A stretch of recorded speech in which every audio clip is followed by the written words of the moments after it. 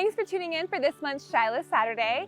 Today we're going to be making some traditional Ozark pumpkin cookies with the help of the Arkansas Celebration Cookbook, 150 Years of Ozark Cooking by Zoe Medlin Kaywood and Carol J. Lyle.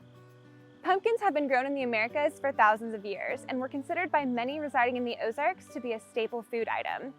Pumpkins are regularly grown throughout the state of Arkansas and, depending on the variety, are normally planted between June and July in time for an October harvest. Pumpkins have been eaten and prepared in a variety of different ways, such as fried, roasted, baked, cooked into soups, cookies, breads, pies, and even made into pumpkin butter. Before modern food preservation practices, pumpkins were cut into rings and dried as a way to preserve them for later use. So for today's recipe, we will be using fresh pumpkin. If you'd like, you can use pumpkin from a can. If you are using fresh pumpkin for your cookies, smaller pumpkins are recommended for baking and cooking compared to extra large varieties. We got our pumpkin at the local grocery store and they were labeled as pie pumpkins. When gathering the pumpkin meat, which is the part of the pumpkin that is commonly used for cooking and baking, carve into the top of your pumpkin and gather the pulp and seeds out of the pumpkin. Make sure to hang on to the pumpkin seeds because you can bake them for a snack at a later time. Once the inside of the pumpkin is cleared out, cut the pumpkin in half and place both halves face down on a cookie sheet. For our pumpkin, we put a piece of foil over the two halves of the pumpkin and baked them at 375 degrees for about an hour and a half. Baking times will vary depending on the size of your pumpkin, so bake until the pumpkin meat is soft. Let the pumpkin halves cool and then scoop out the meat of your pumpkin.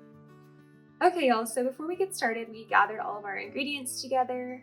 We have whole wheat flour, all-purpose flour, baking soda, ground cinnamon, sugar, butter, sorghum, raisins, an egg, ground cloves, ground nutmeg, salt, and mashed pumpkin. So for those of you who are mashing your fresh pumpkin, this is what it's going to turn out looking like.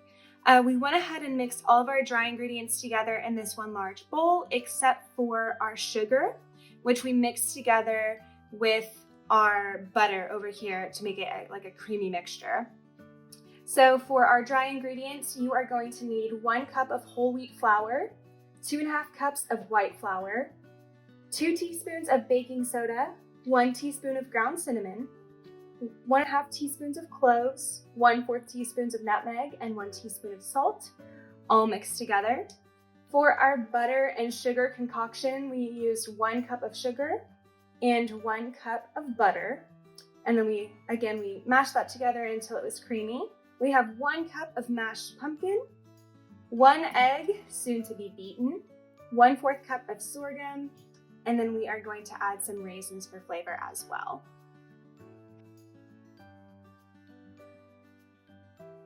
So now that we have our egg beaten together, we are going to add it to our sugar and butter mixture. And along with that, we are going to add in our sorghum as best as we can. It's pretty sticky stuff. As well as our pumpkin, our mashed pumpkin.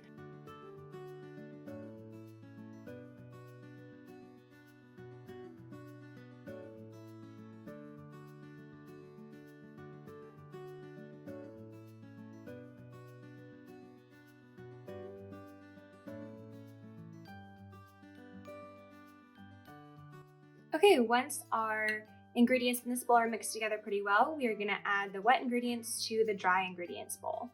Last of the ingredients is adding in our raisins if you like.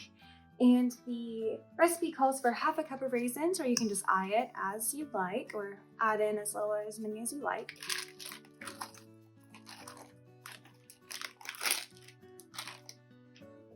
Okay, once you have your raisins added in, go ahead and mix your mixture all together. And then once you have your dough mixed all together, you are going to refrigerate it until it's chilled. You're going to cover the bowl and then put it in the fridge for about an hour. And then after that, I'll show you what to do with your dough. Okay, so now that you have your chilled cookie dough, what you're going to do is you're going to roll them into little balls and put them on a greased cookie sheet. And then from there, you're going to preheat your oven to 350 degrees and you're going to bake the cookies for about 12 to 15 minutes.